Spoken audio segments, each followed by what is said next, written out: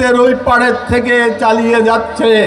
ওই বাগজাত মহিলাকে আশ্রয় দিয়ে হিন্দুস্তান যেই অপরাধটি করেছে সেই অপরাধ ক্ষমাযোগ্য নয়, সেই অপরাধ ক্ষমাযোগ্য নয়। প্রত্যেক দিন কিছু বুঝলাম না, দেশে একটি পরিবর্তন আসছে, রাস্তাঘাট বন্ধ কেন? এত দাবি দাবা উঠতেছে, এই দাবি দাবা কোত্থেকে উঠতেছে আমি ভাইরা বুঝি না। ডেইলি কেউ না কেউ দাবি দাবা নিয়ে রাস্তায় বসে পড়ছে। এই সকল ষড়যন্ত্র সীমান্তের ওই পাড়ের থেকে আসছে। সতর্ক হয়ে যান, যদি এই দেশকে টিকিয়ে রাখতে হয়, এই দেশের স্বাধীনতা সার্বভৌমত্ব যদি রক্ষা করতে হয়, বাংলাদেশি জাতীয়তাবাদের ভিত্তিতে রক্ষা করতে হবে।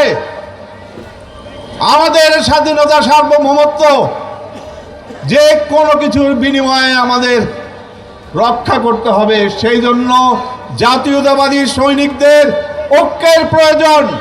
আজকে একটা দলের মধ্যে প্রতিযোগিতা থাকে, প্রতিহিংসা নয়, আমাদের মধ্যে প্রতিযোগিতা থাকবে, নিতান্তই স্বাভাবিক।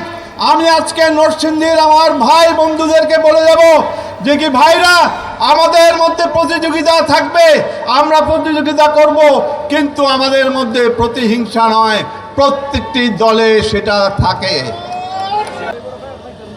বর্তমান, অতীত এবং ভবিষ্যৎ যেই রাজনীতি টিকতে হয়, এটা টিকবে জিয়ার ডক্ট্রিনের উপরে, জিয়ার মতবাদের উপরে। যে শহীদ জিয়া এই দেশে ইসলামী মূল্যবোধ তুলে দিয়ে গিয়েছে, এই শহীদ জিয়া বাংলাদেশি জাতীয়তাবাদ পরিচিতি দিয়ে গেছে, যে শহীদ জিয়া এই দেশকে সাম্য শিখিয়ে গেছে। এই তিনটির ভিত্তিতে আগামীর রাজনীতি হবে, এবং সংস্কার যদি হতে হয় এই তিনটার ভিত্তিতে হতে হবে। যদি সংবিধান সংস্কার করতে হয় এই তিনটা মূল স্তম্ভের ভিত্তিতে হতে হবে।